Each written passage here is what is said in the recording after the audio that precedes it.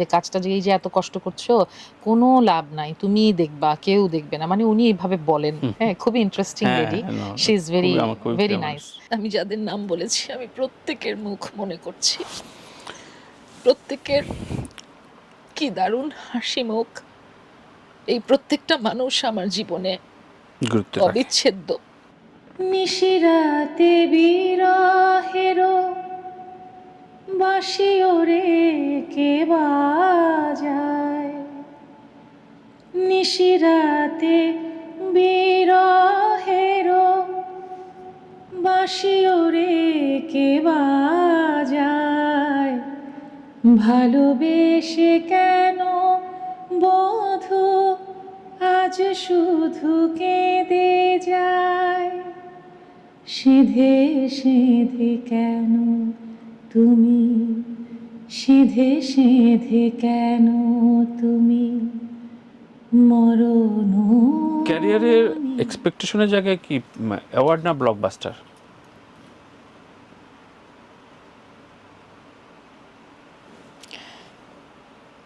এটা খুব কমপ্লিকেটেড এবং একটি আরেকটির পরিপূরক। আসলে আমি বলবো যে পরিপূরক কি? ব্লকবাস্টার যদি বলতে চাই তাহলে আপনাকে এমন অনেক কাজ এবং এক্সপিরিয়েন্সের মধ্য দিয়ে যেতে হবে। সব ব্লকবাস্টারই কিন্তু বাস্তবসম্মত না, আর আপনার যে বাস্তবসম্মত কাজ দিয়েই আপনার অ্যাওয়ার্ড আসবে তাও না। তাই সম্মানটা তো অর্জন, দুটোর একটা মিশেল প্রয়োজন আছে। আচ্ছা। যে আপনি যে অর্জনটা করবেন, আপনার অর্জনের সাথে সাথে ব্লকবাস্টার বলতে নিশ্চয়ই আমরা বুঝতে পারছি যে যেটা অনেক মানুষের কাছে কাজটা পৌঁছে যাওয়া। তাই আপনার একই সাথে আপনার কাজ অনেকের কাছে পৌঁছানোটা যেমন জরুরি, সেই সাথে আপনার অর্জনটাও জরুরি, সম্মান। রাইট। আপনার দৃষ্টিতে আমাদের যে পুরস্কার ব্যবস্থা রয়েছে কোন অবস্থায় আছে? অনেক সময় অনেক শিল্পীকেই বলতে শুনি যে আমার জীবনে ভালো কাজটা এত সুন্দর কাজ হয়েছে কিন্তু পুরস্কারের ট্রেন্ড ধরতে পারে নাই, কারণ পুরস্কার এত সিন্ডিকেশনের ভেতর দিয়ে, এবং অনেকের নাকি এই ট্রেন্ডটা ধরা হয় না, কিন্তু জীবনে ভালো কাজটা পাশ দিয়ে চলে যায়। এমন মানে ওই যে অগা সগা কিছু একদম সত্যি। অভিনয় জন্য মানুষ পুরস্কার পেয়ে যায়। এটা তো একটা বড় ক্রাইসিস, এবং আমি নিজেও এক্সপিরিয়েন্স করেছি। অনেক শিল্পীকে বলতে শুনেছি যে আপনি কি কোনটাতে অভিনয় করে পুরস্কার পাইছেন, তখন কেউ কেউ নাম বলতে চায় নাই, সরি টু সে নাম বলতে চায় না, যে কারণ ওর আগে সে অনেক আরও কিছু ভালো কাজ করছে, ওটাতে পুরস্কার পায় নাই, এটাতে যোগাযোগ ভালো ছিল, ওটাতে পুরস্কার পাইছে। কি বলবেন? এই ঘটনা আমার জীবনে অসংখ্যবার ঘটেছে। I know. আমার অনেক ভালো ভালো কাজ হারিয়ে গেছে, আমার অনেক ভালো কাজ বাক্সবন্দী হয়ে আছে, যেটা মানে প্রচারের আলোই দেখেনি, এটা হয়েছে। আবার অনেক যে কাজটা আমি করবার সময় আমি কাক হয়েছিলাম। কাক কি করে জানেন? নিজে এমন অনেক নোংরা আবর্জনা সে মধ্য দিয়ে সে যায়, সে মনে করে তাকে কেউ দেখছে না। কাক মনে করে যে নিজেকে সে নিজেই দেখছে। আমিও মাঝে মাঝে ভেবেছি যে আচ্ছা এই কাজটা বোধহয় কেউ দেখবে না। আমার একই ঈদে অনেক মানে একটা অসাধারণ কাজ প্রচার হয়েছে, আরেকটা হয়তো খুবই আমার একটা ডিসস্যাটিসফ্যাক্টরি কাজ প্রচার হয়েছে। আচ্ছা, আমাকে সেই আমার ভালো কাজটার রেফারেন্স কেউ দিল না। ওইটার কথা বলি। অদ্ভুত, আমাকে সবাই রেফারেন্স দিচ্ছে আমার সেই কাজটা, যে কাজটা খুব গতানুগতিক বা যেটা আমি ভেবেছি যে কেউ না দেখুক। আচ্ছা, এখন এটার দুটো ব্যাপার হতে পারে। একটা হতে পারে যে যিনি বলছেন বা আমার কলিগরা যারা বলছেন তারা হয়তো বা আমার ভালো কাজটা দেখেও বলছেন না, আচ্ছা। এটা হতে পারে। আবার হতে পারে যে ভালো কাজটা খুব একটা মানুষের কাছে পৌঁছাচ্ছেই না, দুটো হতে পারে। আচ্ছা, আর সম্মান, আপনি যেটা বললেন পুরস্কার, পুরস্কার সম্মাননা, তাই তো? সম্মান এবং সম্মাননার একটা পার্থক্য আছে। আপনি সম্মানিত হওয়া আর আপনাকে সম্মাননা দেয়া সম্মাননার মধ্যে মেকানিজম আছে, কিন্তু আপনি সম্মান অর্জন সেটার মধ্যে মেকানিজম নাই। না, এটা এটা খুবই অনেক ন্যাচারাল, ধীরে ধীরে অনেক পলিমাটির ধীরে মতো। ধীরে, হ্যাঁ। অনেক ধীরে, ওই যে পলি মাটির মতো একটু একটু করে জমবে। তাই আপনি যে সম্মানটা অর্জন করছেন জীবনে, বা আমরা যে সম্মানটা অর্জন করি, ওটা অনেক ধীরে ধীরে একটু একটু একটু একটু করে করে হয়। কিন্তু সম্মাননাটা আজকে আপনি হয়তো বা ১ মাস ধরে কাজ করেন, অভিনয় করেন, বা অল্প কিছুদিন অভিনয় করেন, বা যে কোনো কাজ আপনি করেন, আপনি হুট করে আপনি একটা পুরস্কার পেতেই পারেন। আর তাই আমি এখন পুরস্কার ব্যাপারটাকেই আমি কোনোভাবে আ পুরস্কার বিষয়টা আমি মাথায় রাখি না এখন আর। আচ্ছা, আচ্ছা, আচ্ছা। আর খুব আমার একটা এক্সপেরিয়েন্স বলি। আমি যখন মেরিল প্রথম আলোর সমালোচক হুম, পুরস্কার হুম। সীমানা পেরিয়ের জন্য যেবার আমি পেলাম, আমি খুবই অবাক হয়েছি। কারণ আমি যখন কাজটা করি, তখন আমাকে শুকু আপা, আমি খুব সিরিয়াসলি কাজটা করেছি। হুম, হুম, হুম। এবং আমি মানে ওখানে আমি সম্পূর্ণ শারীরিক এবং মানসিক একটা আ প্রতিবন্ধী মেয়ের ক্যারেক্টার করেছি। উনি আমার মাথায় হাত দিয়ে বললেন যে, "কাজটা যে এই যে এত কষ্ট করছো, কোনো লাভ নাই। তুমিই দেখবা, কেউ দেখবে না।" মানে উনি এভাবে বলেন। হুম, হুম। হ্যাঁ? খুবই ইন্টারেস্টিং হ্যাঁ, লেডি। হ্যাঁ, শি ইজ ভেরি, খুবই আমার খুবই ভেরি প্রিয় মানুষ। নাইস। তো উনি আমাকে বললেন এটা। কিন্তু আমি কিন্তু খুব সিনসিয়ারলি, অনেস্টলি আমার কাজটা করে গেছি। এবং আপনি যে কাজটা যেখানেই আপনি সৎ থাকবেন, সেটা কোনো না কোনোভাবে প্রকৃতি আপনাকে একটা রিওয়ার্ড দিবে। Right, right. এবং আমাকে যখন ১ম আলো থেকে নমিনেশন পেপারটা পাঠানো হুম, হয়েছে, হুম, হুম। তখনও আমি বাইরে ছিলাম, বাসায় ছিলাম না। আচ্ছা, আমার কাছ আচ্ছা। থেকে ১ম আলো তখন আমাকে রীতিমতো ওদের অ্যাওয়ার্ড অনুষ্ঠানে দাওয়াতই দেয় না। আমি তখনও পর্যন্ত অ্যাওয়ার্ড অনুষ্ঠানে দাওয়াত পাই না। আমার সেই নমিনেশন কার্ড আসছে। আমি বুঝিনি ১ম এ যে হুম, ১ম হুম, আলো থেকে কিসের চিঠি আসছে। অবশ্যই আমরা মনে করি যে ১ম আলো মানে আমাদের পত্রিকার গণমাধ্যমে একটা গুরুত্বপূর্ণ জায়গা হুম, রাখে। হুম। আচ্ছা। আমি ভাবলাম যে আমাকে কি চিঠি আসছে? বাসায় এসে দেখি নমিনেশন। সেটা ১ম অবাক হলাম, এবং আমার সাথে যারা নমিনেটেড ছিলেন তারা হুম। প্রত্যেকে ভালো অভিনয়শিল্পী, এবং তারা আ পরিচয়, জনপ্রিয়তার জায়গায় আমার থেকে অনেক এগিয়ে। আমি তখন ভাবলাম যে এটা তো হবেই না কোনোভাবে। এবং যেদিন অ্যাওয়ার্ড, আমি তো আর এটা নিয়ে আমি মাথায় রাখিনি। কারণ আচ্ছা। যত বেশি মাথায় নেব, হ্যাঁ, হ্যাঁ, হ্যাঁ। আমার তো খারাপ লাগবে অনেক হুম। বেশি। যে তখন আমার আক্ত হয়েছে। মানে বিয়ের আচ্ছা। অনুষ্ঠানের প্রিপারেশন চলছে আমার, হ্যাঁ? তখন আমি আমি খুব ইয়ে করে, আমার মনে আছে ১ম আলোর একজন সিনিয়র সাংবাদিক, তাকে আমি ফোন করে বললাম যে, "আচ্ছা, আমি তো আসবো। আমাকে তো একটি কার্ড পাঠানো হয়েছে। আমার হুম। সঙ্গে কি আমার মা এবং আমার শাশুড়ি আর হবু বর আসতে পারবেন আচ্ছা, কিনা?" এবং উনাকে অনুরোধ করে আমি আরেকটি কার্ডের অনুমতি আচ্ছা, নিয়েছিলাম। আচ্ছা, আচ্ছা। তাদেরকে নিয়ে যাবো নিয়ে বলে। যাবেন। আচ্ছা। আচ্ছা। তাদেরকে নিয়ে যাবো বলে প্রস্তুত হলাম। কিন্তু দুপুরবেলা যেদিন অ্যাওয়ার্ড অনুষ্ঠান, আমাকে আনিসুল হক ভাই হ্যাঁ, ফোন হ্যাঁ, করলেন। হ্যাঁ, হ্যাঁ। উনি ফোন করে আমাকে বললেন যে, "আপনি আপনার প্রিয় কাউকে নিয়ে এসেন।" এটুকুই আমার তাদের সাথে যোগাযোগ। আচ্ছা। এবং সেদিন সন্ধ্যায় সেই অ্যাওয়ার্ডটা যখন আমার নাম ঘোষণা হলো, হ্যাঁ, হ্যাঁ, হ্যাঁ। আমার মনে আছে আমার পাশে যে কলিগরা ছিলেন, বা আ মানে সেই ইয়েতে অডিটোরিয়ামে যারা ছিলেন, সবাই না হঠাৎ করে একটা আশ্চর্যজনক সাউন্ড করেছিলেন। আচ্ছা। মানে অবাক হয়ে গেছে যে এটা আমাকে যে, সবাই হুম, হুম। জানে যে এটা আমি ডিজার্ভ করি, হুম, হুম, কিন্তু হুম। আমাকে দেয়া হবে এটা কেউ ভাবেনি। হুম। পুরস্কারের কিছু সিচুয়েশন বলছি আপনাকে। আচ্ছা, সবাই তো অভ্যস্ত আমরা পুরস্কারের ব্যাপারগুলো নিয়ে এখন বাংলাদেশে।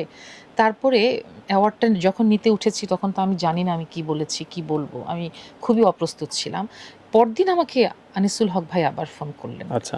ফোন করে উনি আমাকে একটি কথা বললেন যে, "আমরা দীর্ঘদিন কোনো ভালো কাজ এবং ভালো অভিনয় শিল্পীকে সমালোচক পুরস্কারের সেরা এই পুরস্কারটি দিতে পারছিলাম না।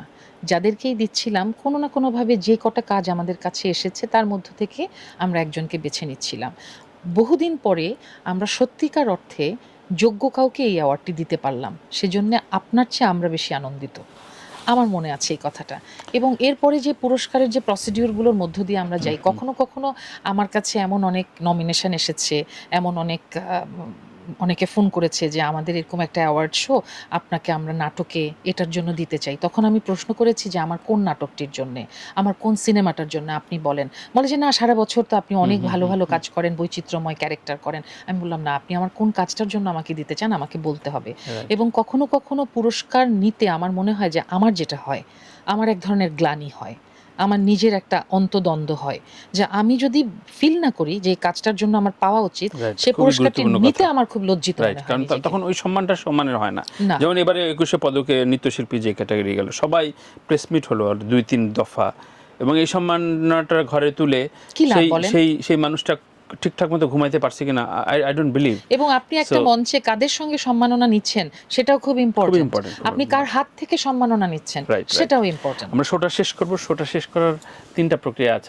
আমরা গান দিয়ে শেষ করব, আপনার গান দিয়ে, কিন্তু আমরা 2টো রেগুলার প্রক্রিয়া আছে। খুব শর্ট লিস্ট ছাড়বো, সেটা হচ্ছে একটা মাইন্ড গেম খেলি, স্কিপ করা যায় না, ওটা করব, এবং এটাতে স্কিপ করা যাবে না, খুব ঝটপট বলতে হবে। আপনি খুব দ্রুত বলবেন আপনার জীবনের গুরুত্বপূর্ণ 3জন মানুষের নাম। বাবা মা এবং আমার গৃহবন্ধু। আমার বাবা বাবা ABM মা একসাথে গেলাম, একসাথে বলি না, হ্যাঁ, বাবা মা একসাথে, এখান থেকে আসি আরেকবার। হ্যাঁ, আপনার গুরুত্বপূর্ণ 3জন। আমার বাবা মুস্তাফিজুর রহমান, আমার আয়েশা। মানুষগুলোর নামটা হ্যাঁ, বলতে নাম চাই। না, রাইট। হ্যাঁ। আমার বাবা ABM মুস্তাফিজুর রহমান, আমার মা আয়েশা রহমান, আমার গৃহবন্ধু তন্ময় সরকার, আমার 2 সন্তান অভিরূপ এবং অনির্বাণ, এবং আরেকজন মানুষের নাম বলবার একটু Please অনুমতি বলেন, চেয়ে বলেন, নিচ্ছি, বলেন। আমার বড় ভাই, আমার ভাই বোনরা। আচ্ছা, মাইন্ড গেম তো এখন শুরু। এই নামগুলো ব্ল্যাকবোর্ডে লেখা আছে, আপনি একটা একটা করে মুছবেন। খুবই ভয়াবহ। প্রথমে? মুছতে চাই না। ও, স্কিপ করতে হয়। হ্যাঁ, Skip করা যাবে না। আমি মুছতে চাই না কাউকে।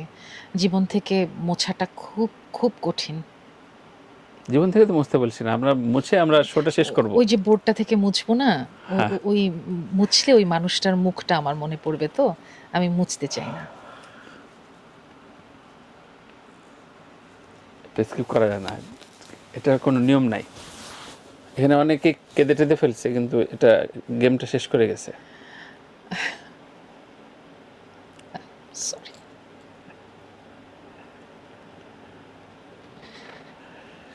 আমি জানি আপনি আপনার মার কথা নিশ্চয় মনে করছেন এখন খুব। আমি যাদের নাম বলেছি আমি প্রত্যেকের মুখ মনে করছি, প্রত্যেকের কি দারুণ হাসি মুখ। এই প্রত্যেকটা মানুষ আমার জীবনে গুরুত্ব রাখে। অবিচ্ছেদ্য। সত্যি সত্যি, আসলেও একজন এতটা ইমোশনাল ইনভলভ পরিবারের প্রতি না থাকলে একজন ভালো মানুষও হওয়া যায় না। ছবি, খুব দারুণ একটা আড্ডা দিলাম আমরা আপনার গান দিয়ে শেষ করব, কিন্তু শেষ করি মূলত আমাকে 2টো প্রশ্ন করতে। আমি আপনাকে আত্মস্থ করার জন্য একটু সময় দিচ্ছি। আমরা শোটা শেষ করব আপনার চমৎকার কণ্ঠে গান দিয়ে। আমি খুব না, দুঃখিত। খুবই ন্যাচারাল। কাজল ছড়িয়ে গেছে নাকি? না, ঠিকঠাক আছে এখন, ঠিকঠাক আছে এখন। আমরা মানুষ কত অদ্ভুত না, হ্যাঁ, কাঁদতে কাঁদতে হেসে ফেলি, আবার হাসতে হাসতে কেঁদে ফেলি। ইমোশনাল জার্নি আসলে আড্ডাটা। পুরো জীবনটাই একটা ইমোশনাল জার্নি আসলে। সো আমরা রাত আড্ডা শেষ করব। শেষ করি মূলত আমাকে 2টো প্রশ্ন রেখে। আমি 2টো প্রশ্ন নিতে চাই, আমাকে প্রশ্ন করবেন আপনি 2টো, আর আমরা শেষ করব আপনার গানে। গানটি কি গাইবেন সেটি আপনার উপরে। সো প্লিজ, আপনাকে আমি প্রশ্ন উপস্থাপকের করব। চেয়ারে আপনি, হ্যাঁ, আমার নাম তার ভিতরে, বলেন এনিথিং। এটা তো ভাবিনি একদম যে আপনাকে না, প্রশ্ন বলে দিলে তো আর হলো না, এজন্য বলিনি। হ্যাঁ, হ্যাঁ। আম, দেশ নাকি প্রবাস? ডেফিনেটলি দেশ। আগে বলতাম গ্রাম, কিন্তু ডেফিনেটলি আমার ঢাকা। ঢাকাকে আমি প্রচণ্ড ভালোবাসি। সবচেয়ে প্রিয় মানুষ? বাবা চলে গেছে আমার খুব অল্প বয়সে। তাকে নিয়ে আপনার অনেক লেখা আমি পড়েছি। আমার বাবা আমাকে খুবই প্রভাবিত করে সবসময়, প্রচণ্ডভাবে। 2টো প্রশ্ন হয়ে গেল না? Thank you. আমরা আমি আপনাকে মানে যে 2টো প্রশ্ন করেছি, হয়তো জানলে আপনাকে আমি জানি না, হয়তো অন্য প্রশ্ন করতাম, কিন্তু এই মুহূর্তে আমার মনে হয়েছে যে জীবনে প্রত্যেকটা মানুষের জীবনে প্রিয় মানুষের ভূমিকা বা অবস্থান এটা এত বিস্তার করে থাকে, তাই আপনার প্রিয়কে এটা জানতে ইচ্ছে করলো। Right, thank you. আমাদের আড্ডা বেশ অনেকক্ষণ দিলাম। কেমন লাগলো আমাদের এই রাত আড্ডা team? This is me Tanvir, Raihan, Apurba এবং জাগো FM-এ আপনার সাথে এই প্রথম আমরা হয়তো আলোচনা করছি, এবং আমরা আপনার অনুভূতি ব্যক্ত করবেন আপনার গান দিয়ে শেষ করব। তার আগে আমি দর্শকদের কাছ থেকে বিদায় নিয়ে আসি। প্রিয় দর্শক, আজকের মতো বিদায় নিচ্ছি। বিদায় নেব ফারজানা ছবির গানে গানে এবং ওর অনুভূতি নিয়ে আমরা মূলত শিল্পীদের এই 2 ঘন্টা যাবৎ তার একটা মানসিক জার্নিতে আপনাদের সাথে আত্মস্থ করানোর চেষ্টা করি। আজকেও তাই হয়েছে। ছবি তার যাপিত জীবন তো 2 ঘন্টায় বলা সম্ভব না, কিন্তু তার দর্শন ভাবনাগুলো আমরা নেবার চেষ্টা করেছি আমাদের সমাজ এবং উৎকর্ষের জায়গায় এই শিল্প বোধটাকে জাগিয়ে তুলতে। আমি ওই একই কথা বলে আমি শেষ করার জন্য ছবিকে দেব। সে হচ্ছে দেশপ্রেমটা মূলত আপনি ভালো কাজকে সমর্থন দিয়ে সেটিকে নিয়ে লিখবেন এবং সাপোর্ট দেবেন। লেম কোনো কাজে প্লিজ আপনি সমর্থন না, অবশ্যই শেয়ার বাটনও চাপ দেবেন না। আমি ছবিকে বলবো কেমন লাগলো এবং গান। আমি অনেক দিন থেকে কথা বলতে চাইছিলাম, গল্প করতে চাইছিলাম কারোর সাথে। আমার ইচ্ছে করছিল যে কেউ আমাকে হঠাৎ করে একটু অনেক আম অনেক কথা বলে হালকা হবার সুযোগ করে দিক। আবার কেউ আমাকে হঠাৎ করে একটু কাঁদিয়ে ফেলুক। আজকে ঠিক সেরকম একটা অনুভূতির মধ্য দিয়ে আমি সময়টা পেরোলাম। এবং এই অনুভূতিটা হয়তোবা আমার মনোজাগতিক কোনো একটা পরিবর্তনে কিংবা সমৃদ্ধিতে অনেক প্রভাব ফেলবে। Thank you. তো কোন গানটা শুনছি? আপনি ভীষণ সুন্দর গান, এটা অনেক পরে আমরা আবিষ্কার করেছি। গানের মানুষের সামনে গান গাওয়া এটা খুবই কঠিন। আর ওই যে বললাম, অভিনয়ের সাথে যখন যে মুহূর্তে আমার মনে হয় যে আমার কাছে যে চরিত্রগুলো আসছে আমার ভালো লাগছে না, কিন্তু শিল্পী মানুষ তো, শিল্পী হতে চেয়েছি, শিল্পী হবার চেষ্টা করেছি, তাই আমি আমার নিজের কিছু জানালা তৈরি করেছি। লেখালেখিটাও সেরকমই একটা জানালা আমার। আম গত ২ বছর একুশের বইমেলায় বই জি, জি, এসেছে জি। আমার। অনেক পাঠকের কাছে আমার বই পৌঁছেছে। লেখাটা কন্টিনিউ করতে চান লেখা নিশ্চয়ই? কন্টিনিউ করছি। ২০২৪-এ এলো জলছবি, আমার ১ম উপন্যাস। ২০২৫-এ এলো বৃত্তবাস এবং এবছর আমি লিখেছি অদৃশ্যে। এবং লেখাটা কন্টিনিউ করতে চাই। ওই যে কথাগুলো বলা হয় না বা নিজের অনুভূতিগুলো কোথাও না কোথাও আ রেখে যেতে চাই। রাইট। আর গানটাও আমার সেরকমই একটা উইন্ডো। আমার পছন্দে গাইবো? হুম। আমার মায়ের খুব প্রিয় একটা গান করি। প্লিজ।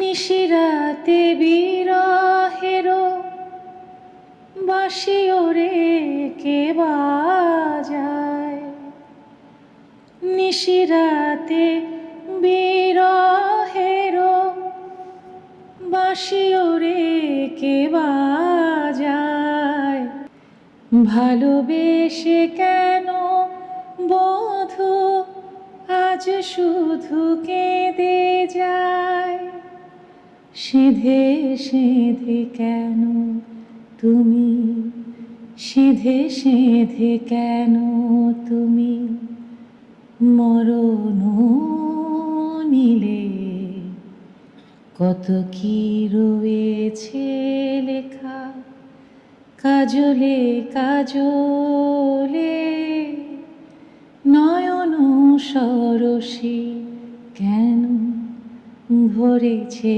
জলে, কত কি রয়েছে লেখা কাজলে কাজলে, নয়ন সরসী কেন।